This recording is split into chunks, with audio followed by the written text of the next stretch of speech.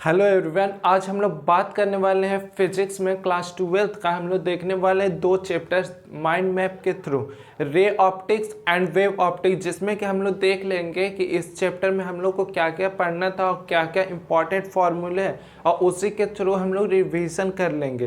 तो ये वीडियो किन के लिए हेल्पफुल है? जो कि बोर्ड एग्जाम में ऑब्जेक्टिव आता है और शॉर्ट क्वेश्चन आंसर आते हैं, वो सारी चीज़ों में हेल्प करेंगी और ज़्यादा से ज़्यादा रिवीजन करने में मदद करेंगी। तो चलिए हम लोग बिना देरी किए हुए देख लेते हैं कि क्या क्या चीज़ें हैं। तो देखिए, जैसे कि क्लास 12th का सेकंड पार्ट बुक में हम लोग देखें कि रे ऑप्टिक्स चैप्टर नंबर 9 का है, तो इसमें हम लोग को क्या क्या चीज़ें पढ़नी है। तो सबसे पहले हम लोग को पढ़ना था क्या?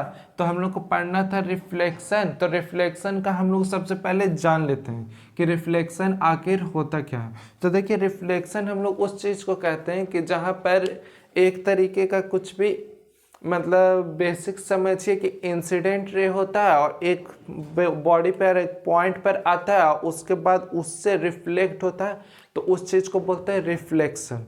मतलब वो सेम जगह पर रहता है, तो यहाँ पे हम लोग उस चीज़ को बोलते हैं रिफ्लेक्शन। और रिफ्लेक्शन का दो मेजर पॉइंट होता है। सबसे पहले क्या बोल सकते हैं, incident ray, ray optics and normal. ये तीनों चीज़ें कहाँ पर रहती है? देखिए, इस चीज़ को फिगर से हम लोग समझ सकते हैं कि देखिए, इधर से इंसिडेंट रे आया, इधर से नॉर्मल आया, और बीच में ये हो गया आई इंसिडेंट रे, ये हो गया रिफ्लेक्टेड रे, और ये हो गया आपका नॉर्मल।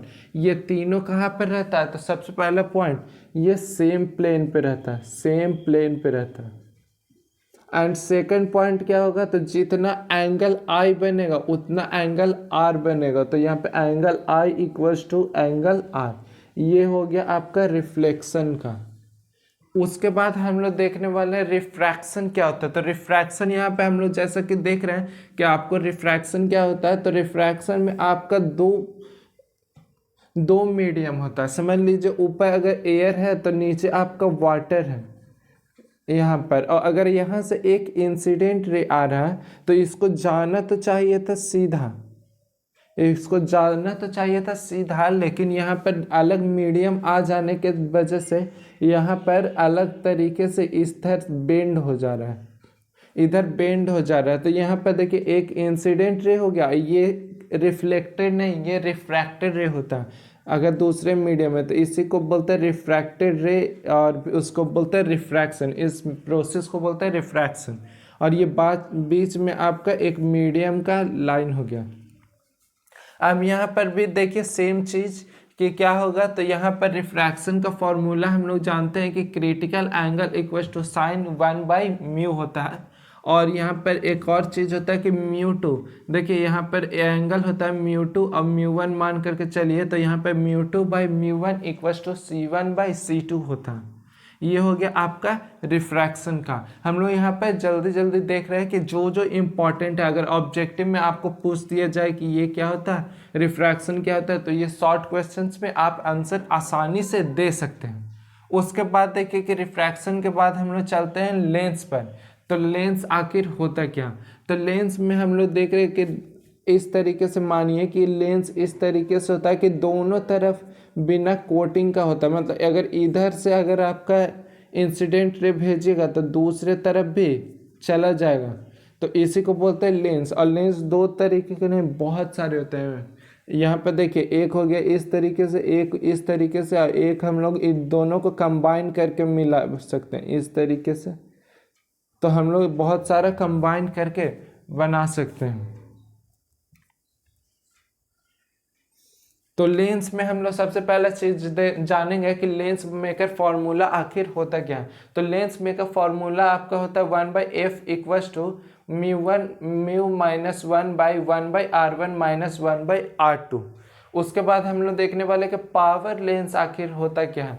तो पावर हम लोग जानते हैं कि किसी भी चीज़ में हम लोग बढ़ाते हैं ताकि हम लोग को क्लियर दिख पाए। जैसे कि हम लोग ग्लासेस पहनते हैं, चश्मा पहनते हैं, तो किसी किसी को दूर का नहीं दिखता, किसी किसी का नज़दीक का नहीं दिखता है, तो उसका मशीन से मेज़र कर करके और उसको उस डायमेंशन पर फिट करके और पहनाया जाता है तो उसको क्लियर दिखने लग जाता है, तो उसी को बोलते हैं पावर।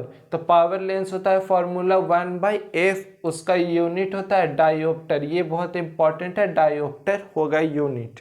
उसके बाद हम लोग देखने वाले हैं कॉम्बिनेशन ऑफ लेंस। कभी कभी होता है कि किसी को ना दूर का दिखता है ना कभी पास का दिखता है, तो उसको दोनों लेंस को कंबाइन कर दिया जाता है, मतलब कॉनकेव लेंस को भी कंबाइन कर देगा और कॉन्वेक्स लेंस को भी कंबाइन कर देगा। तब आपका उसको दोनों को कंबाइन करके, किसी किसी को कि दूर और पास का नहीं दिखता है, किसी किसी को सिर्फ एक नहीं दिखता और किसी किसी को क्लियरली भी दिखता है, तो उसको जीरो पावर का भी लगाया जाता है। तो वो जिस इंसान का जैसे ज़रूरत रहता है उस तरीके से किया जाता है। तो इसका फॉर्मूला देखिए, कंबाइन कर रहा है दोनों लेंसेज को।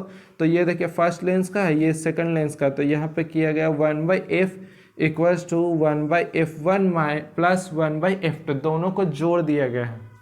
उसके बाद देखिए हम लोग देख लिए रे ऑप्टिक्स में इधर रिफ्रैक्शन और लेंस। अब थर्ड पार्ट में चलते हैं प्रिज्म। प्रिज्म आखिर होता क्या? तो प्रिज्म एक तरीके से समझिए कि स्लैब की तरह रहता है, रेक्टेंगुलर हो सकता है, स्क्वायर में भी हो सकता है, पिरामिडल, इस तरीके से। तो ये प्रिज्म का फॉर्मूला क्या होता है? तो SM delta M equals to A-1। उसके बाद देखिए यहाँ पर सबसे इम्पोर्टेंट फार्मूला ये होता है, सबसे important formula mu equals to sine A plus delta M by 2 by sine A by 2। उसके बाद देखिए थर्ड पॉइंट कि स्नेल्स लॉ तो हम लोग सबको ही जानते हैं, ये हम लोग क्लास 10 से पढ़ते आ रहे हैं, लेकिन इसका फॉर्मूला देखिए कि μ2 by μ1 equals to sine I by sine R होता है। अब फिर देखते हैं हम लोग, देखिए ये पार्ट हो गया रे ऑप्टिक्स का, और उसमें लास्ट पार्ट होता है जिसको बोलते हैं ऑप्टिकल इंस्ट्रूमेंट। इंस्ट्रूमेंट मतलब कि क्या क्या चीज़ों से हम लोग इस्तेमाल करते हैं, जैसे कि माइक्रोस्कोप में यूज़ करते हैं हम लोग लेंसेज का, मिरर का, टेलीस्कोप में, फिर आई को डिफेक्ट किया हुआ है तो ठीक कैसे होता है। तो ये सारा पॉइंट हम लोग एक तरफ लिख दिए हैं। तो सबसे पहले हम लोग चलते हैं माइक्रोस्कोप, जो कि सिंपल है। माइक्रोस्कोप अगर सिंपल है तो उसका इमेज एट नियर पॉइंट पे होगा M इक्वल्स टू 1/d/f। अगर इमेज इन्फिनिटी पे बना हुआ है तो उसके लिए फॉर्मूला है M इक्वल्स टू d/f। फिर देखिए डिफेक्ट ऑफ आई, तो माइओपिया, तो रिमेडी बाय कॉनकेव लेंस। अगर किसी को माइओपिया है तो उसको कॉनकेव लेंस से सही किया जाएगा, उसको कॉनकेव लेंस पहनाया जाएगा ताकि उसको दिख पाए। किसी को हाइपरमेट्रोपिया है तो रिमेडी बाय कॉन्वेक्स लेंस। किसी को अस्टिग्मैटिज्म है तो रिमेडी बाय सिलेंड्रिकल लेंस। ये सारी चीज़ों को पहना करके उसको बीमारी को ठीक किया जा सकता है। टेलीस्कोप, टेलीस्कोप में आपको क्या कहता है कि देखिए M equals to -FO/FE1 plus FE/D। देखिए ये सारा फॉर्मूला अगर आप पहली बार देख रहे हैं तो आपको बहुत ज़्यादा कन्फ्यूज़न हो रहा होगा, लेकिन आप पहले पढ़ चुके हैं तो वो आपको समझ में आ रहा होगा। इमेज एट नियर पॉइंट और M equals to -FO/FE image at infinity. उसके बाद देखिए दोनों चीज़ हम लोग देख लिए। सबसे लास्ट पॉइंट और डिफ़िकल्ट पॉइंट जो रहता है कंपाउंड माइक्रोस्कोप के लिए, तो देखिए नॉर्मल एडजस्टमेंट के लिए होता है M equals to V0/U0 d/FE, M equals to -V0/U0 1 plus d/F equals to, फिर देखिए 1/F0 1 plus d/FE for final image at least distance. तो देखिए ये सारा हम लोग देख लिए कि ये माइंड मैप है। तो माइंड मैप में आपको पूरा चैप्टर 5 मिनट में समझ में तो नहीं आ सकता, लेकिन अगर आप पूरी तरीके से पढ़ लिए और फिर से आप रिवीजन करना चाहते हैं तो ये आपको पूरा समझ में आ रहा होगा। 1 मिनट 2 मिनट में आपको आसानी से याद आ गया होगा पूरा चैप्टर। तो हम लोग इसके बाद देखने वाले वेव ऑप्टिक्स का माइंड मैप। वेव ऑप्टिक्स में हम लोग देखने वाले हैं माइंड मैप। तो इसमें आपको सबसे पहला चीज़ देखिए कि क्या होता है। तो इसमें आपको सबसे पहला चीज़ पढ़ाया जाएगा यंग्स डबल स्लिट एक्सपेरिमेंट। तो यंग्स एक साइंटिस्ट है जिन्होंने एक एक्सपेरिमेंट किया था डबल स्लिट लगा करके।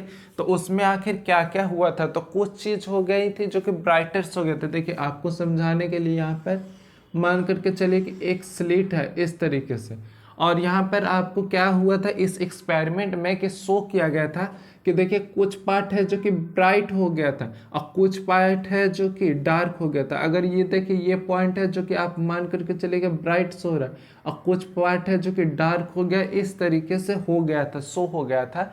तो उसी के अकॉर्डिंग आपका फॉर्मूला भी है। तो यहाँ पर देखिए कि beta equals to lambda D by smaller D, और यहाँ पर देखिए सबसे पहला चीज़ कि पाथ डिफरेंस क्या होता है, मतलब ब्राइटर और डार्क के बीच में कितना फ्रिंज होता है, डिफरेंस क्या क्या होता है। तो उसका फॉर्मूला तो देखिए ब्राइट के लिए, ब्राइटर फ्रिंज के लिए आपका delta phi equals to N lambda, लेकिन वहीं पे अगर डार्क फ्रिंज हो जाए तो यहाँ पर आपका होगा एन प्लस 1/2 लेमडा। उसके बाद हम लोग देखने वाले हैं कि difference between nth dark fringe and central fringe. अगर बीच सेंट्रल फ्रिंज से अगर डार्क फ्रिंज के पास है तो उसका फॉर्मूला आखिर होता क्या है। तो उसका फॉर्मूला देखिए कि X N equals to 2n-1/2 D lambda D, और distance between the nth fringe, देखिए ये था डार्क, और यहाँ पर ध्यान से देखिए ब्राइट के लिए क्या होता है, ब्राइट एंड सेंट्रल फ्रिंज के लिए इसका सिंपल है X N equals to N lambda D by D.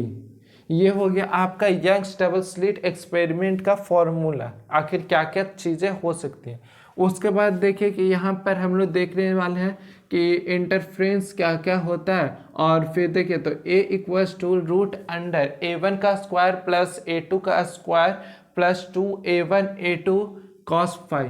उसके बाद देखिए कंस्ट्रक्टिव के लिए क्या होगा, कंस्ट्रक्टिव के लिए आपको दोनों ऐड हो जाएगा। तो यहाँ पर जैसे कि देख रहे हैं a1 प्लस a2, और डिस्ट्रक्टिव के लिए क्या होगा तो दोनों सब्ट्रैक्ट हो जाएंगे, तो a1 माइनस a2।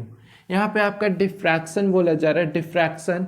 तो डिफ्रैक्शन क्या होता है, तो जब एक लाइट होता है जो कि अलग अलग तरीके से बिखर जाता है तो उसी को बोलते हैं डिफ्रैक्शन। तो देखिए सेंट्रल मैक्सिमा के लिए क्या होगा 2 lambda by B, angular width के लिए क्या होगा तो 2d बाई लेमडा बी, और B sine theta equals to 2n plus 1 by lambda D, जो कि मैक्सिमम ब्राइट फ्रिंज है। उसके बाद देखिए एक बहुत ही इंपॉर्टेंट चीज़ कि हाइजेंस प्रिंसिपल आखिर कहता क्या है, ये आप शॉर्ट क्वेश्चन आंसर में दे सकते हैं। तो हाइजेंस प्रिंसिपल कहता है कि हर एक पॉइंट जो कि आपको प्राइमरी लग रहा हो वो सेकेंडरी वेवलेट में बदल जाता है। इसी चीज़ को देखिए each point on the primary wave front is the secondary wavelet, जो भी आपको प्राइमरी वेव फ्रंट लग रहा है वो सेकेंडरी वेवलेट के रूप में है। तो ये सारा चीज़ हम लोग वेव ऑप्टिक्स के थ्रू देख लिए। देखिए अगर पूरा चैप्टर्स पढ़ना चाहते हैं तो आप 1 शॉर्ट वीडियोस देख सकते हैं, और लेकिन अब हमें नहीं लगता कि 15 दिन बचा हुआ है मैक्सिमम, तो इसमें आप चाहें तो 1 शॉर्ट हर दिन 1 आवर्स का देख सकते हैं, 1 to 2 आवर्स का मैक्सिमम देख सकते हैं। उसके बाद आपको बुक नहीं पढ़ने की जगह पे आपको कहाँ पे उतर जाना चाहिए, डायरेक्टली क्वेश्चंस आंसर्स पे, शॉर्ट क्वेश्चंस आंसर्स के थ्रू आप चीज़ों को याद कीजिए। लॉन्ग आंसर क्वेश्चंस देखिए, अगर नहीं समझ में आता है तो यूट्यूब से हेल्प लीजिए।